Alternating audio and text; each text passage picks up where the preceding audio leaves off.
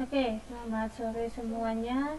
Untuk pertemuan kedua pada sore hari ini akan segera saya mulai. Jadi pada sore hari ini ada jadwal untuk kelas SKS dan KGS 18-2 dari Cabang Siliwangi ya, untuk mata kuliah Statistika Dasar. Nah, saya ingatkan lagi, jangan lupa bagi Anda untuk absen dengan login di Siakat ya. Jadi jangan cuma absen di kolom live chat saja, karena nanti absen Anda tidak akan terrecord secara otomatis.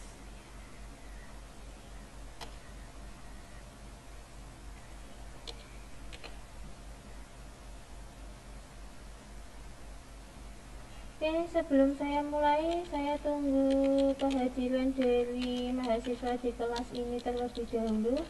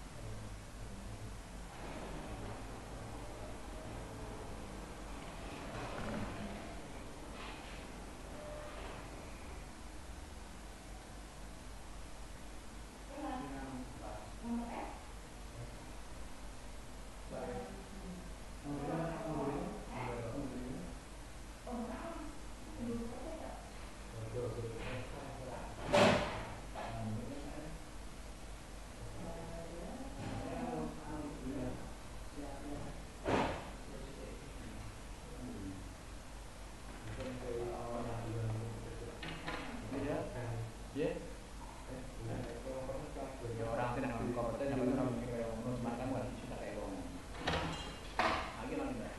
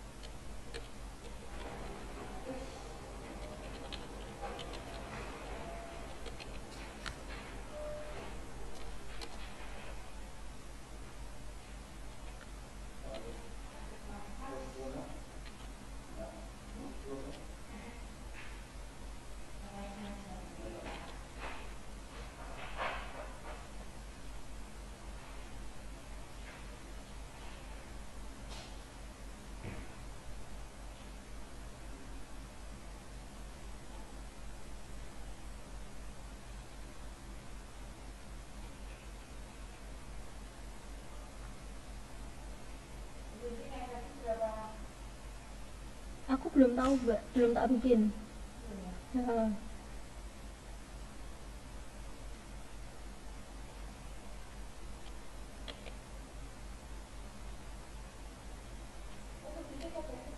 Mm-mm.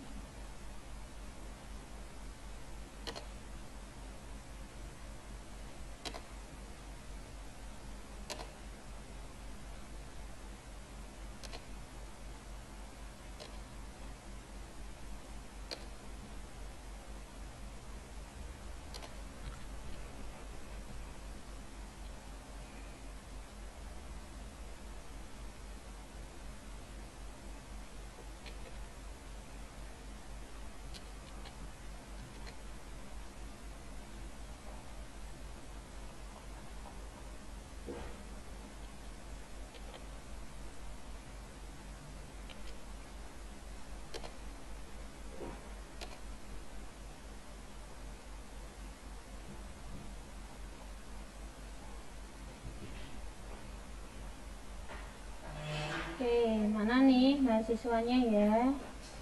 Kok belum bergabung?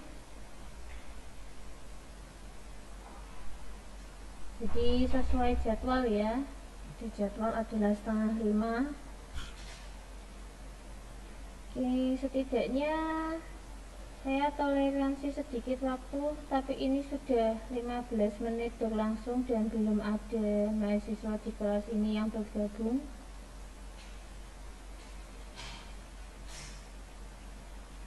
Dan saya juga sudah menyarankan Anda untuk membuat grup WA, tapi tidak ada yang membuat juga. Jadi bukan salah saya juga ya kalau saya tidak bisa berkomunikasi dengan Anda.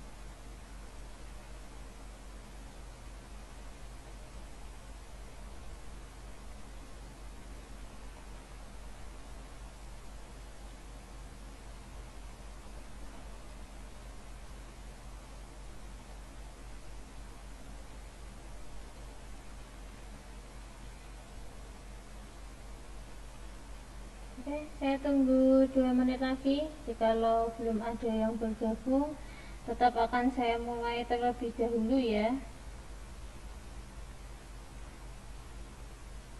karena jam sudah hampir jam 5 dan saya juga harus bergantian dengan dosen lainnya.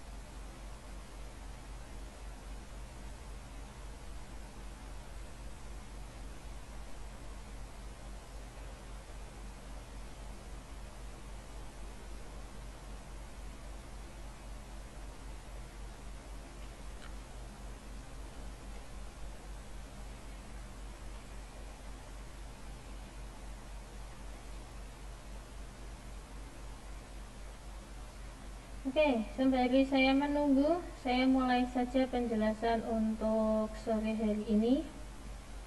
Jadi materi di sore hari ini adalah tentang populasi dan sampel penelitian. Jadi sebelum saya mulai, saya ingatkan lagi bagi Anda untuk membuat grup WA supaya kita bisa berkomunikasi dengan lancar. Jadi nanti kalau Anda tetap tidak membuat ya grup WA tersebut, jadi jangan salahkan saya juga kalau saya tidak bisa mengkonfirmasi soal perkuliahan dengan Anda. Oke, yang pertama bergabung ada Mas Rafizal Saputra. Ya, selamat sore Mas Rafizal. Jadi tujuan pembelajaran kita pada sore hari ini adalah kita mau belajar nih populasi dan sampel penelitian itu seperti apa. Ya, jadi pengertian populasi dan pengertian sampel penelitian itu seperti apa. Ya, kemudian jenis-jenis populasi dan sampel penelitian itu seperti apa.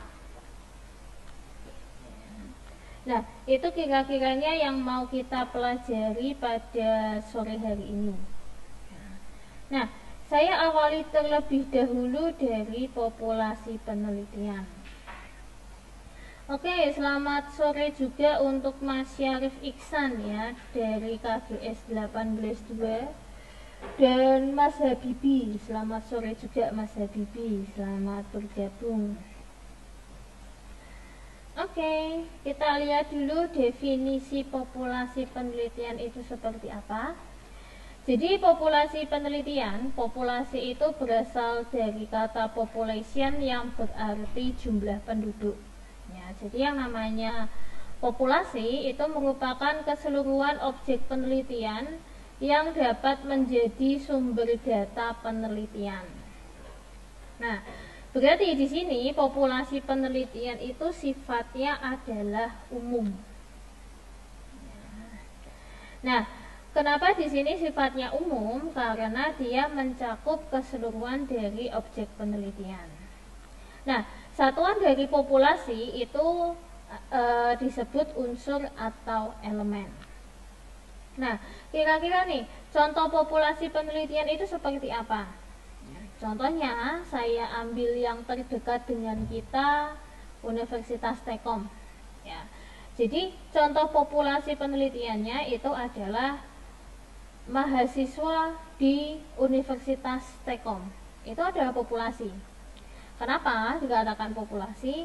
Karena saya tidak membaginya dalam jenis kelamin, tidak membaginya dalam fakultas atau jurusan, tidak membaginya juga dalam angkatan, ya, kemudian tidak membagi juga apakah dia kelas pagi atau kelas sore malam, ya, tapi saya katakan bahwa mahasiswa di Universitas Tekom, ya, itu yang dinamakan populasi. Nah, kalau sudah tahu definisi dan contoh dari populasi, jenis populasi itu seperti apa? Ya, jadi nanti ketika kalian itu membuat penelitian, yang paling terdekat adalah kalian membuat tugas akhir atau skripsi, kalian pasti akan bersinggungan dengan yang namanya populasi penelitian. Nah, jenis populasi itu ada apa saja? Nah, jadi di sini jenis populasi itu ada yang namanya populasi terbatas dan ada yang namanya populasi tidak terbatas. Nah, sebelum saya jelaskan apa itu populasi terbatas dan apa itu populasi tidak terbatas, jadi saya sapa dulu nih yang baru bergabung, ada Aditya Febi dari SKS 182. Ya, selamat bergabung. Dan saya kembali mengingatkan ya, jadi nanti kalau ada penjelasan saya mungkin yang kurang jelas dan lain sebagainya, monggo Anda bisa ketikkan pertanyaan Anda di kolom live chat, ya, nanti saya akan menjawab pertanyaan Anda. Nah, lanjut nih ke materi ya. Yang namanya populasi terbatas itu adalah populasi yang jumlahnya itu terbatas sehingga peneliti itu tahu nih jumlah populasinya itu ada berapa. Ya, contoh nih, jumlah mahasiswa Universitas Tekom itu adalah populasi terbatas. Ya, kenapa? Karena kita tahu nih jumlah mahasiswanya itu ada berapa ribu atau berapa puluh ribu, itu kita tahu secara pasti. Itu yang dinamakan populasi terbatas. Nah, kalau populasi tidak terbatas itu seperti apa? Kalau populasi tidak terbatas, itu jumlah populasinya tidak bisa kita ketahui dengan pasti. Ya. Jadi nama lain populasi tidak terbatas itu adalah populasi tidak terhingga. Nah, contohnya apa? Contohnya di sini berapa liter pasang surut air laut. Ya, kita nggak bisa tahu secara pasti nih berapa ratus liter, berapa ribu liter, atau berapa jumlahnya, kita nggak bisa tahu pasti. Itu yang dinamakan populasi tidak terbatas. Nah, selanjutnya nih, kalau misalnya ada pertanyaan, Bu, ketika kita menulis skripsi atau penelitian di Stekom nih, yang kita gunakan populasi terbatas atau tidak terbatas, ya, jadi kalau di Universitas Stekom yang digunakan itu adalah populasi terbatas. Ya. Kenapa yang digunakan itu populasi terbatas? Karena untuk mempermudah Anda juga ya dalam melakukan penelitian. Ya, kalau populasinya itu terbatas, berarti jumlah sampelnya juga akan bisa diketahui dengan pasti. Ya. Berarti semakin memudahkan Anda untuk menulis penelitian berupa skripsi atau tugas akhir.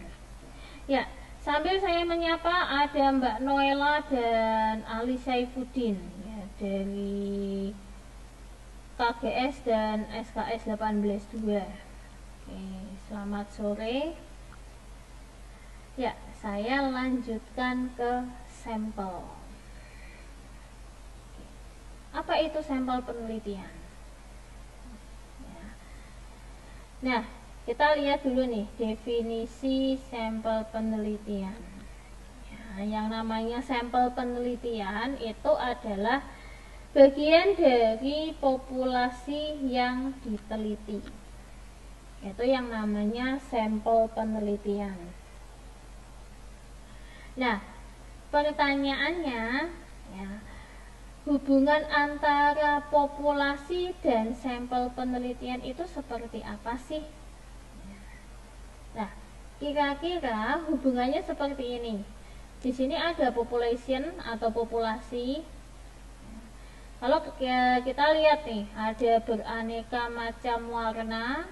Kemudian untuk tiap warna itu bisa aja ada yang jumlahnya lebih dari satu. Contoh hitam ya, hitam di sini ada 1, 2, 3, 4, 5, 6, 7. Ya. Kemudian di sini kalau sampel, ya dia diambil untuk tiap warna itu hanya satu saja.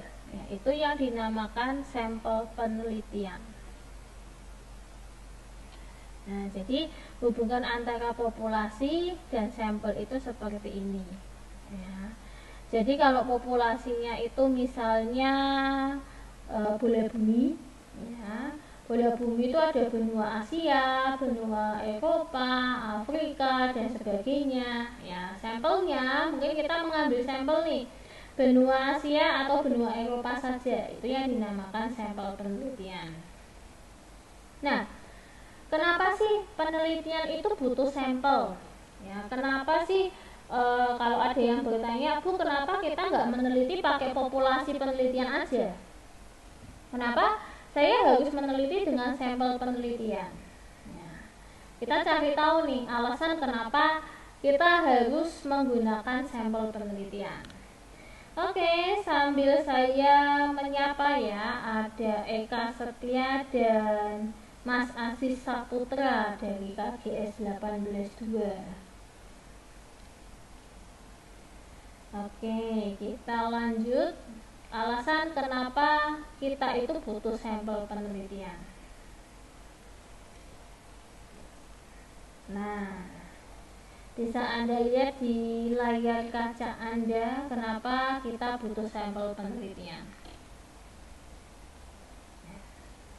Nah, jadi sampel penelitian itu dibutuhkan karena pertama, biasalah kalau di Indonesia ya kaitannya dengan biaya. Ya, jadi salah satu faktor utama adalah ketika kita menilai populasi yang banyak sekali jumlahnya, biayanya akan makin mahal. Ya, Anda meneliti populasi, misalnya populasinya itu ada 10 orang. Dengan Anda meneliti sampelnya cuma 1 atau 2, tentu saja biaya yang dikeluarkan akan lebih sedikit ketika kita meneliti dengan sampel penelitian.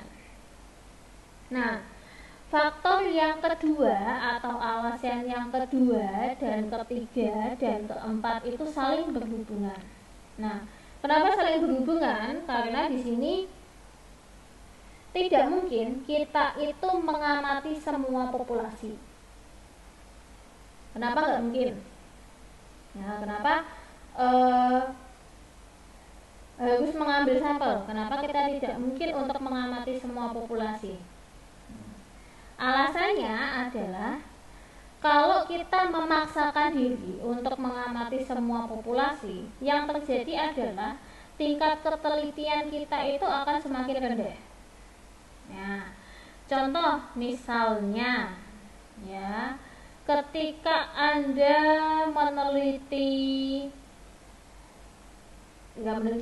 ketika Anda mengerjakan soal matematika nih, Anda mengerjakan 100 soal, dengan Anda mengerjakan 10 soal, Anda pasti akan jauh lebih teliti ketika mengerjakan 10 soal. Nah, di sini berarti semakin banyak yang Anda teliti, semakin ketidaktelitian Anda itu makin tinggi. Nah, ketika ketidaktelitian Anda itu makin tinggi, nah maka di sini akan semakin memperbesar kesalahan yang Anda lakukan dalam penelitian. Nah, akibatnya kalau penelitian itu makin banyak kesalahan, ya berarti penelitian Anda tidak akan berguna. Ya, kenapa?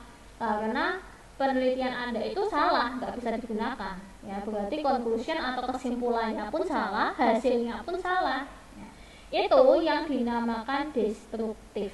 Ya, jadi destruktif itu merusak. Ya, alias penelitian Anda itu rusak. Ya, alias salah. Oke. Saya sapa dulu, ada Mas Khairul Rosid dan ada cucu buyutnya salah satu peneliti di dunia ya, Mas Brian Pascal. Ya, selamat sore, selamat bergabung. Oke, kita lanjut lagi. Next.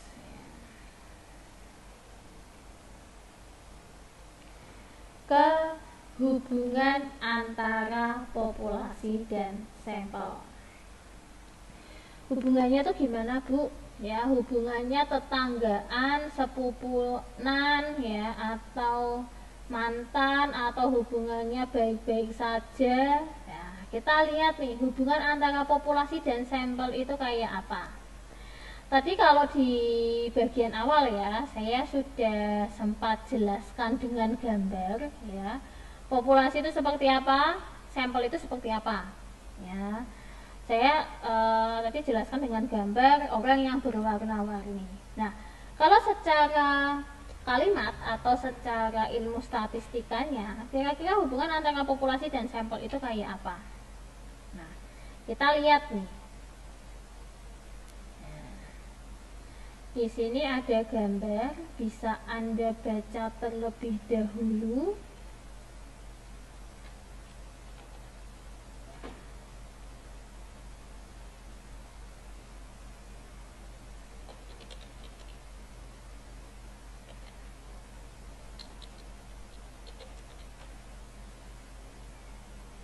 Kira-kira seperti ini hubungan antara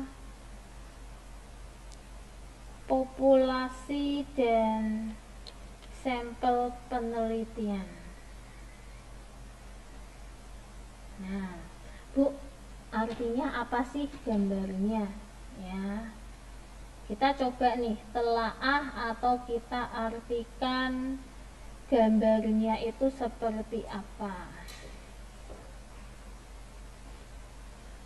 Ya, kita lihat nih dari yang bagian atas dulu ya. Di bagian atas itu ada yang namanya probabilitas atau penjelasan deduktif ya. Jadi di sini di sebelah kiri ada populasi, di sebelah kanan ada sampel. Panahnya dari kiri ke kanan. Nah, berarti di situ yang namanya deduktif itu adalah dari umum ke khusus. Makanya di sini panahnya dari kiri ke kanan. Nah, maksudnya dari kiri ke kanan atau dari umum ke khusus itu seperti apa? Ya, maksudnya populasi itu adalah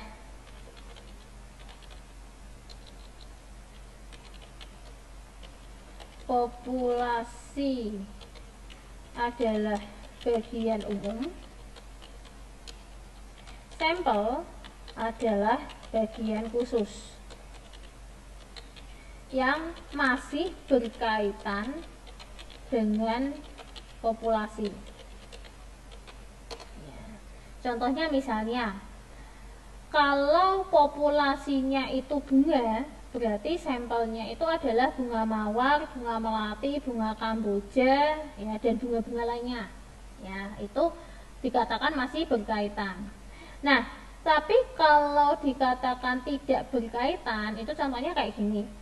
Populasinya itu bunga, ya, tapi sampelnya itu misalnya macan, anjing, kucing, harimau, ya, malah nama-nama hewan. Itu yang dikatakan bahwa sampel penelitiannya itu tidak berhubungan dengan populasi. Oke, sambil saya menyapa yang sudah bergabung, ada Mas Labib, Mas Leo, Mbak Puguh, dan Mas Dava. Ya, selamat sore semuanya. Selamat bergabung. Yuk kita mulai nih. Selanjutnya untuk bagian yang panah bawah. Panah bawah itu adalah sampel dan populasi. Kalau kita lihat di bagian bawah,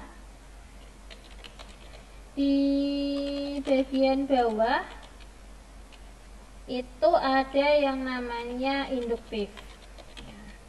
Induktif itu dari khusus ke umum. Makanya di situ panahnya dari kanan ke kiri. Nah, maksudnya dari khusus ke umum itu seperti apa? Jadi kalau dari khusus ke umum itu maksudnya adalah hasil penelitian yang menggunakan sampel bisa diaplikasikan ke populasi. Contoh misalnya, ini jurusan SKS dan KGS. Paling gampang nih, saya kasih contoh anak sistem komputer itu bikin sebuah program. Ya, misalnya program sistem informasi penggajian, misalnya kayak gitu. Ya.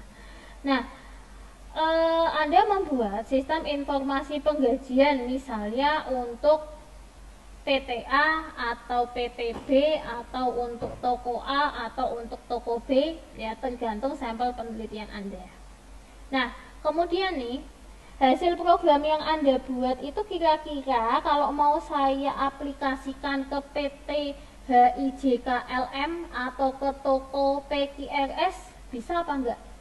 Seharusnya bisa, ya, walaupun mungkin saya ada konsekuensi mengganti judul logo perusahaan, ya, atau misalnya mengatur settingan bonus dan sebagainya, tapi kurang lebihnya secara mayoritas konsep sistem informasi penggajiannya itu sama. Ya, kalau program tersebut diterapkan masih bisa digunakan walaupun ada sedikit revisi. Itu yang dinamakan penjelasan induktif. Ya, jadi hubungan probabilitas dan hubungan statistik atau hubungan deduktif dan induktif itu mau menjelaskan nih, kenapa sih penelitian itu butuh sampel.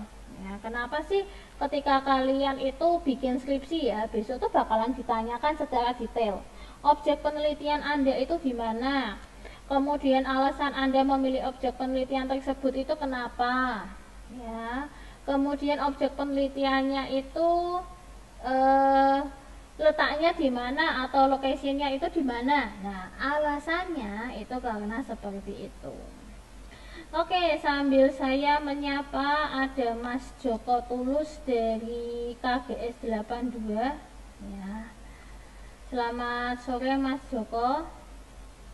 Dan saya menyapa dua fans kecil saya ya, Ryota dan Rafa. Oke, selamat sore Ryota dan Rafa. Kemudian ada Mbak Ina Septiana. Ya, selamat sore juga Mbak Ina. Selamat bergabung.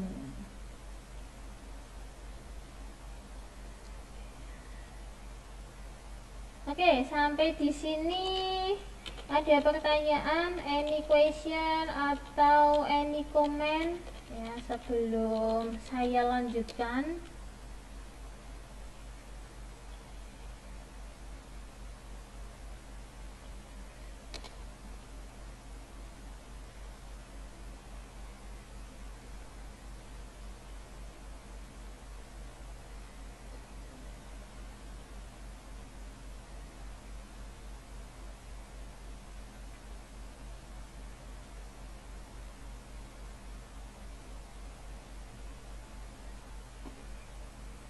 Oke, jadi siapa yang mau bertanya, siapa yang mau berkomentar ya. Oke, ada Masin, selamat sore Masin, selamat bergabung. Oke, belum ada ya. Kalau belum ada, saya lanjutkan bagian terakhir dari penjelasan saya sore hari ini ya, teknik sampling ya.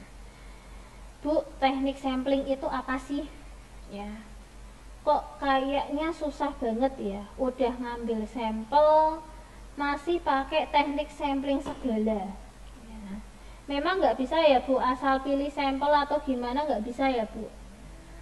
Kita lihat dulu nih, teknik sampling itu kayak apa ya, kegunaannya itu untuk apa ketika Anda itu memilih sampel penelitian ya. Coba kita lihat ya.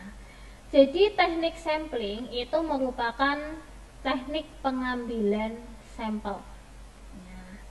Jadi teknik pengambilan sampel dari populasi yang telah ditentukan sebelumnya. Ya, jadi di sini kira-kira nih kalau Anda itu mau bikin penelitian, ya paling gampang kan skripsi ya, yang dekat dengan Anda, ya dekat di hati Anda itu skripsi. Atau yang D3 itu berarti tugas akhir ya. Nah, Anda sudah punya tema nih, ya tema atau topik penelitian. Oh, kira-kira itu saya mau bikin desain ini, atau kira-kira saya mau bikin program ini, atau bikin web ini, atau apapun lah ya. Anda sudah punya perkiraan tema atau topik penelitian. Nah, berarti di sini ya, setelah tahu tema atau topik penelitiannya, kira-kira berarti Anda sudah bisa memperkirakan judul penelitian saya itu apa. Nah, kalau judulnya itu sudah dikira-kira nih, misalnya kayak tadi ya, pembuat sistem informasi penggajian ya, atau sistem informasi penggajian berbasis apa ya, berbasis web atau basisnya apalah ya. Nah, berarti langkah selanjutnya adalah kira-kira nih yang mau saya jadikan sampel penelitian itu di mana. Nah, pertanyaannya yang sering jadi permasalahan oleh mahasiswa adalah, Bu, ngambil sampel penelitian itu kayak apa sih? Ya. Apa saya harus cari wangsit di bawah pohon beringin, ya, atau saya harus bertapa 40 hari 40 malam, ya, atau saya harus mimpi dulu atau gimana, Bu? Ya, jawabannya, kalau di sini biasanya tempat kita magang itu yang akan dijadikan tempat sampel penelitian kita ya, biasanya banyak sekali mahasiswa yang seperti itu. Nah, kendala mereka adalah ketika tempat magang mereka itu tidak ada masalah yang bisa untuk diteliti. Contoh misalnya kayak tadi, Anda mau bikin sebuah sistem penggajian, tapi di tempat magang Anda itu sudah ada sistem informasi penggajian.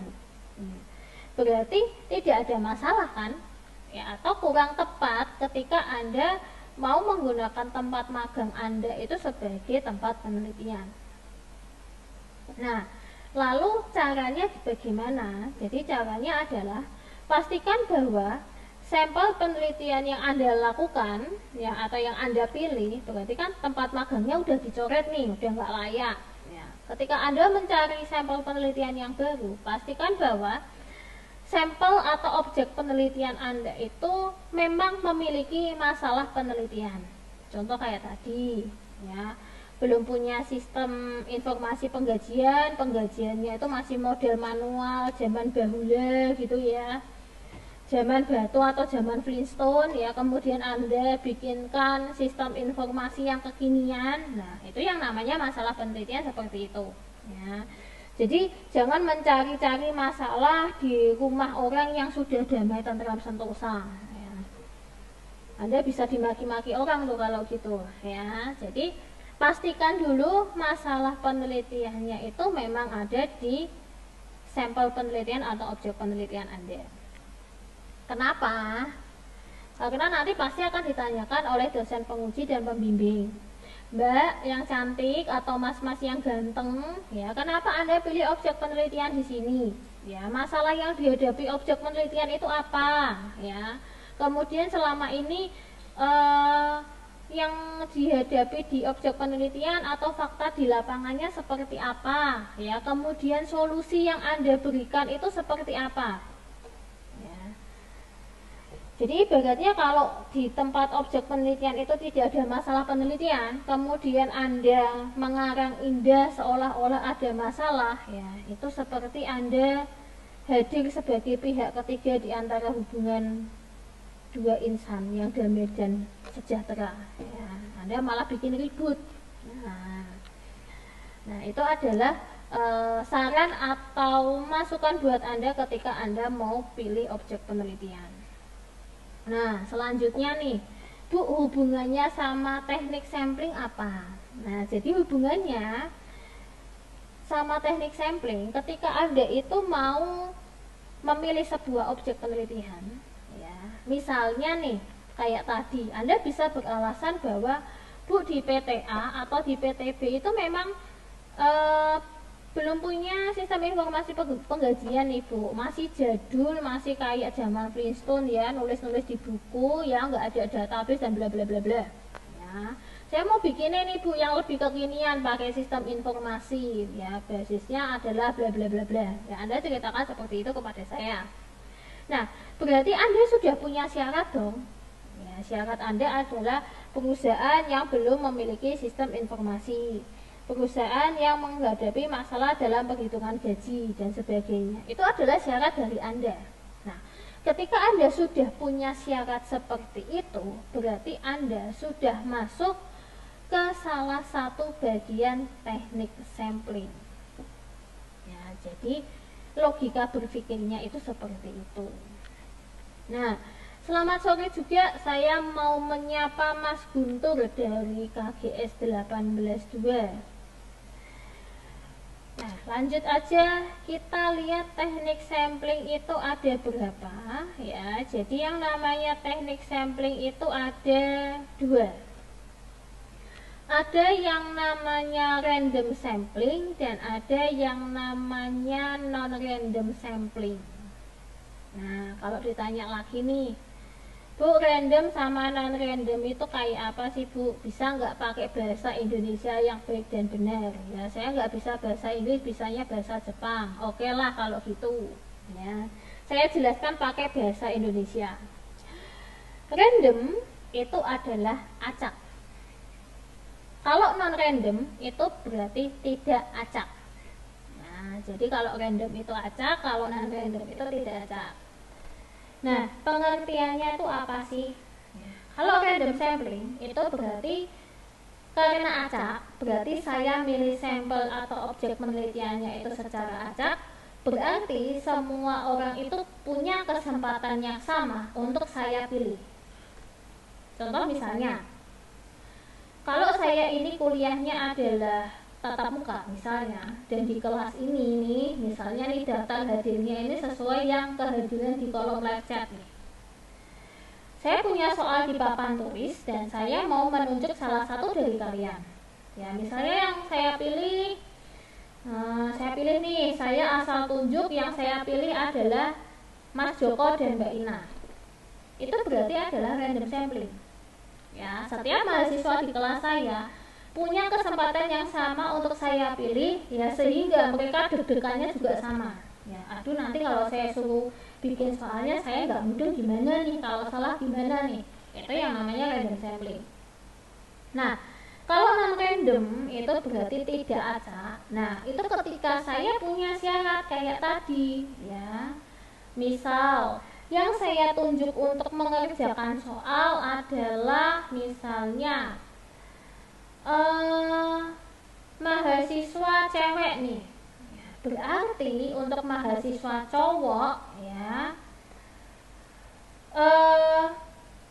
mereka tidak punya kesempatan karena saya memilihnya secara tidak acak. Ya, itu yang namanya non random sampling. Ya, kemudian nih saya makin spesifikan. Yang saya pilih adalah mahasiswi cewek yang misalnya menggunakan baju merah. Ya, berarti yang menggunakan baju selain warnanya merah, walaupun itu cewek, berarti tidak punya kesempatan yang sama untuk saya pilih. Nah, itu yang namanya non random sampling. Oke ya Mas Labib ya, nanti PowerPoint-nya akan saya upload di Syakat ya. Oke, terima kasih sudah mengingatkan.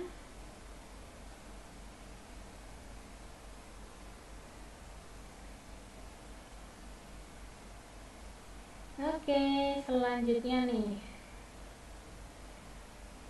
Nah, random sampling itu ada apa saja?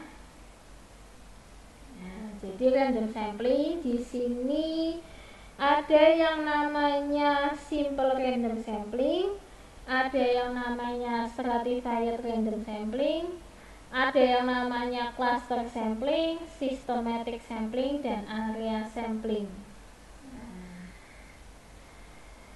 Oke, kita lihat satu per satu nih. Ya, pengertiannya apa?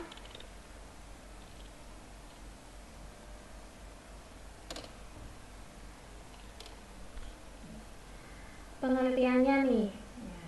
Kalau simple random sampling itu adalah teknik pengambilan sampel yang paling sederhana. Nah, contohnya kayak tadi, saya menunjuk salah satu mahasiswa di kelas ini untuk mengerjakan soal di depan. Itu adalah simple random sampling. Nah, kalau stratified itu seperti apa? Ya, jadi kalau stratified itu artinya stratified itu bertingkat.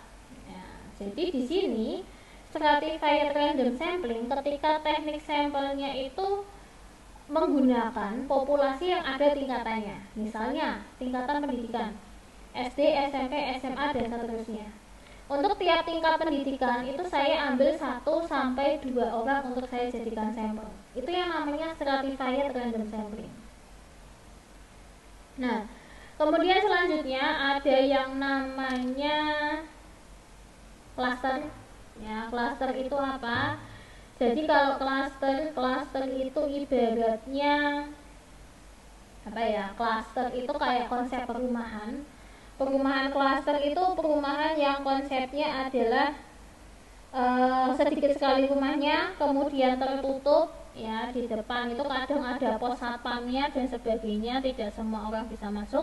Nah, sama kayak konsep perumahan cluster, di sini cluster sampling itu adalah teknik pengambilan sampelnya, di mana yang dijadikan sampel itu adalah komunitas tertentu.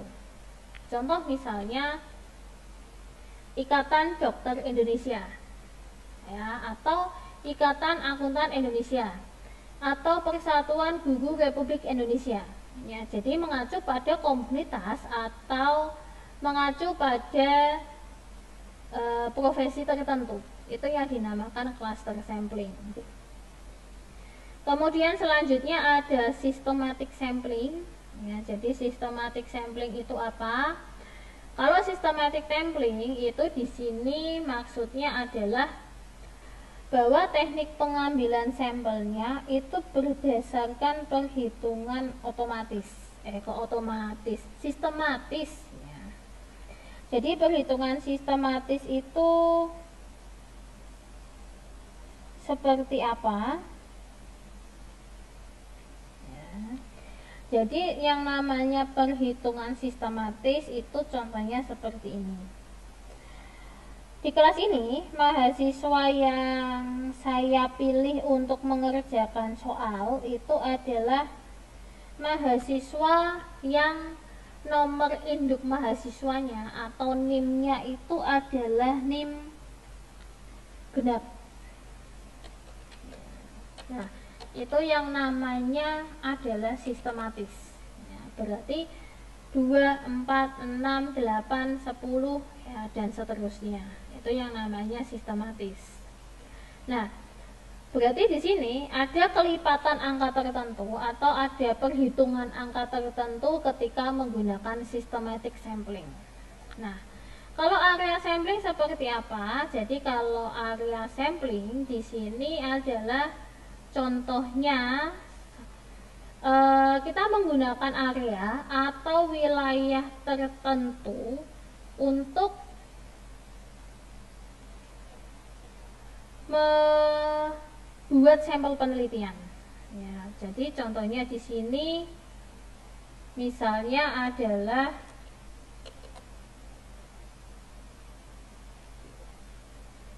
ya, jadi contohnya di sini misalnya nih saya mau meneliti ya jumlah mahasiswa ya atau jumlah mahasiswa komputer grafis di wilayah Jawa Tengah. Itu adalah contoh area sampling. Ya, kenapa di situ contoh area sampling? Ya, karena di sini wilayahnya Jawa Tengah, ya. Yang dipilih itu hanya mahasiswa jurusan komputer grafis. Berarti salah satunya ada di Universitas Telkom, ya. Kemudian di Jawa Tengah yang punya jurusan komputer grafis lagi yang mana? Itu yang namanya area sampling. Oke, sambil saya menyapa nih yang baru bergabung lagi ada Mas Nusril ya, selamat sore, selamat bergabung. Kita lihat yang terakhir, non random sampling ya, alias yang tidak acak. Ya, jadi non random sampling alias yang tidak acak itu seperti apa? Yang pertama itu adalah convenient sampling. Jadi di sini convenient sampling adalah teknik sampling ya, di mana objek yang diambil adalah objek yang berdekatan dengan peneliti. Nah, pertanyaannya, Bu, kalau berdekatan dengan peneliti berarti subjektif dong. Berarti saya boleh dong ambil sampel itu tetangga saya, pacar saya, mantan saya, tante saya, om saya, ya, adik saya, kakak saya, boleh dong, ya, mau berdekatan dengan peneliti. Nah, maksudnya di sini berdekatan dengan peneliti itu ya nggak seperti itu. Maksud di sini convenient sampling, berdekatan interaksinya dengan kegiatan yang dilakukan oleh peneliti. Contoh misalnya, saya adalah dosen, ya berarti convenient sampling saya itu adalah mahasiswa dong, ya. Atau misalnya teman sesama dosen, ya itu yang namanya convenience. Ya. Mas Syarif Iksan, mantan boleh dong? Mantan boleh Bu, boleh-boleh aja, ya. Tapi siapa tahu mantan Anda sudah dibuang ke laut ya, berarti nggak bisa dijadikan sampel penelitian. Jadi pilih yang aman-aman aja Mas Syarif Iksan ya. Kalau ada pilihan lain kenapa harus mantan ya, kenapa harus mengingat mantan terus ya. Nah, Mas Din, saya bertanya-tanya nih, kenapa Mas Iksan itu ingetnya sama mantan? Dia belum move on kali ya. Kalau kata anak zaman sekarang, ya ampun Mas, 2020 belum move on ya, kemana aja gitu ya. Oke, lanjut nih. Kalau purposif ya. Kalau purposif itu adalah teknik pengambilan sampel di mana syarat dan ketentuan berlakunya itu sangat detail ya, atau term and conditionnya itu very very detail ya, atau S dan K berlaku ya.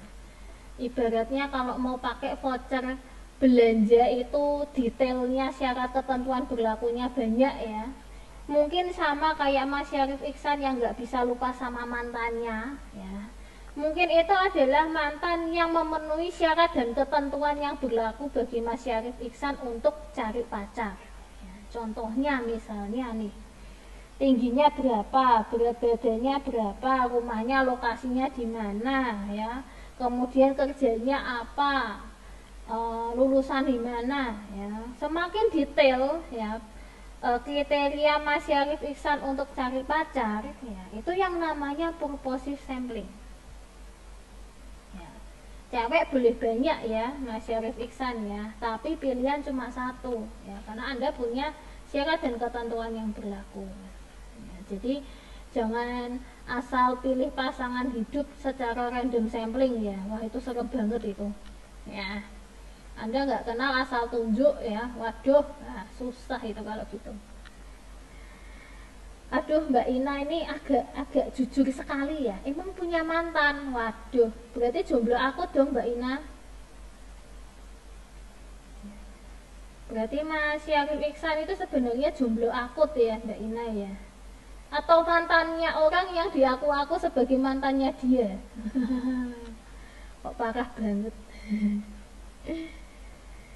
Oke, yang ketiga itu kuota sampling ya. Jadi kuota sampling itu adalah teknik sampel ya, tapi pakai kuota tertentu. Ternyata Ina mantannya, wah saya nggak percaya kalau Ina itu mantannya Mas Syarif Iksan ya. Kayaknya enggak deh ya. Saya nggak percaya ya. Karena saya terawang ini ya, sepertinya bukan. Atau jangan-jangan mantannya Mas ini nih, yang jadi mantannya Mas Syarif Iksan nih. Kayak judul sinetron aja. Mantanmu adalah mantanku. Loh.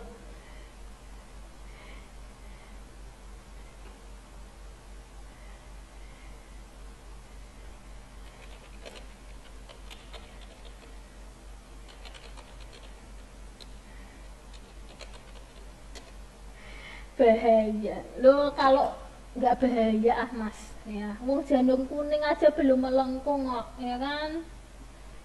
Nah, kecuali Masin itu sudah janur melengkung kemudian ditikung sama Mas Syarif ya, itu baru bahaya ya. Nanti masuk film masuk postingan lambe turah nanti ya, pakai hengkong jadul ya. Tapi kalau selama janur kuning belum melengkung ya nggak apa-apa deh ya. Paling berantem dikit, kalau sudah gibah lagi ya kan. Nah, oke lanjut ya. Kuota sampling itu kayak apa? Nah, jadi berdasarkan kuota tertentu ya. Jadi kalau belum memenuhi kuota yang diharapkan, berarti sampel penelitiannya itu masih harus dikumpulin lagi nih. Misal Mbak Ina tuh punya kuota sampling ya, waduh penelitian saya itu minim-minim harus pakai sampel 50 data ya. Tapi ketika 50 data itu belum didapatkan sama Mbak Ina ya, berarti Mbak Ina belum bisa mengolah data ya, sampai ke 50 sampel itu datanya ditemukan semua. Seperti itu.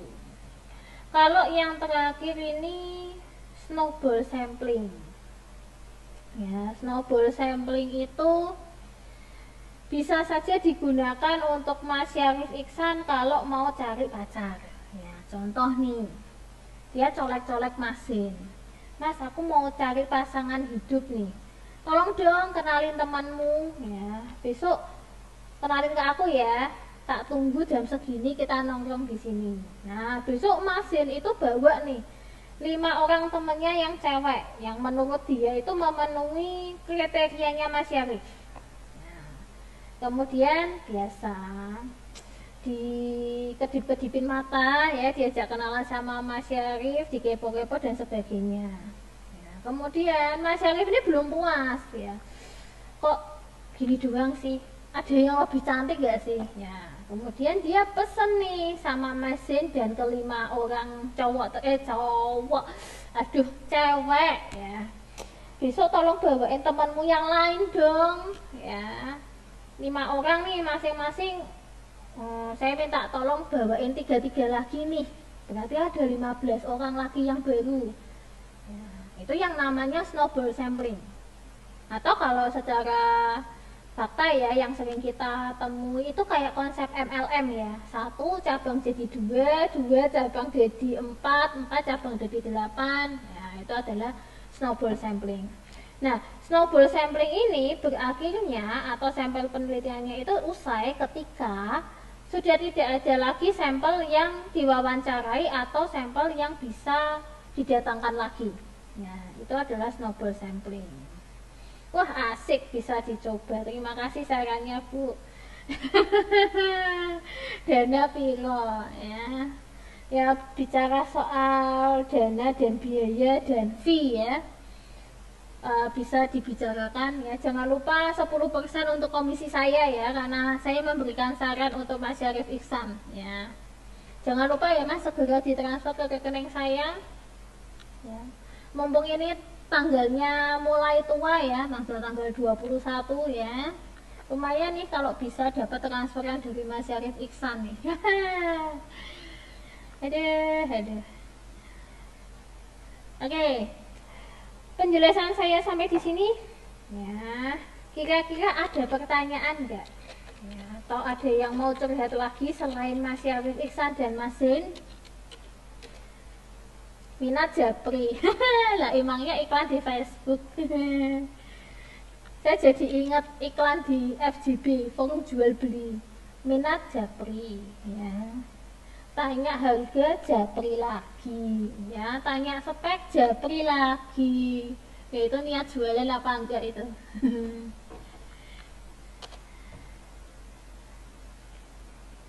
Ada. Ini kok yang kedengeran suaranya ya, suara halusnya itu cuma Mas Syarif Ihsan, Mas Zen sama Mbak Ina. Yang lain ini menyimak atau ketiduran atau mager atau gimana nih?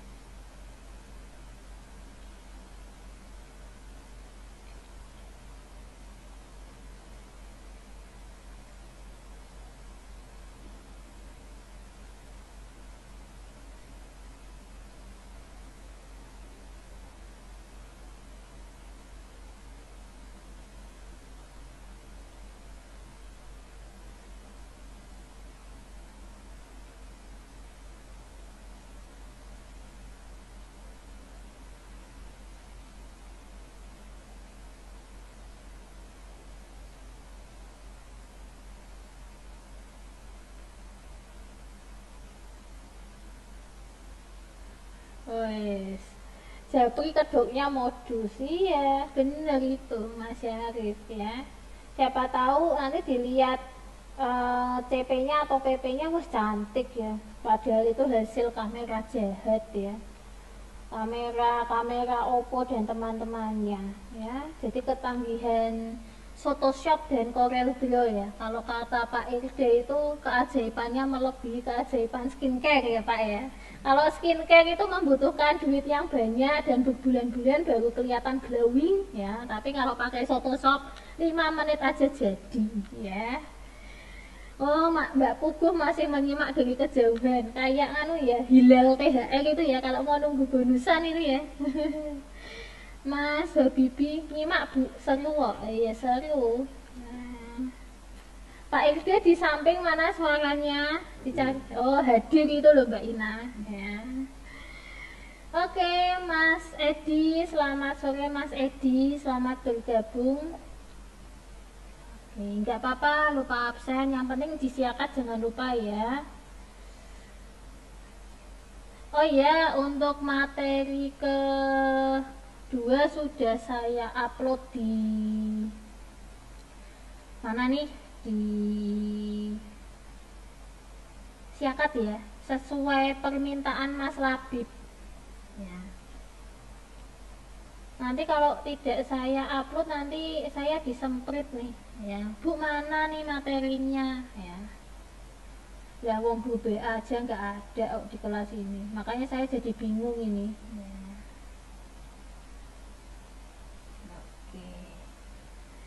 Oke, ada pertanyaan dan lain sebagainya sebelum saya akhiri. Ini ada akun Ryota dan Rafa yang nongol lagi ya. Sepertinya saya sudah dicari oleh anak-anak saya ya. Yang mencari ibunya yang hilang, ya hilang kemana? Hilang ke kantor ya.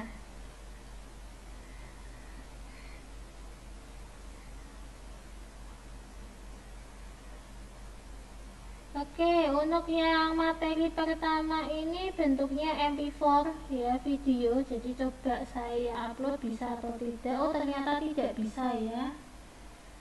Berarti untuk materi pertama ya mau tidak mau karena bentuknya video ya, berarti Anda silahkan menyimak ya di YouTube channel saya. Terima kasih.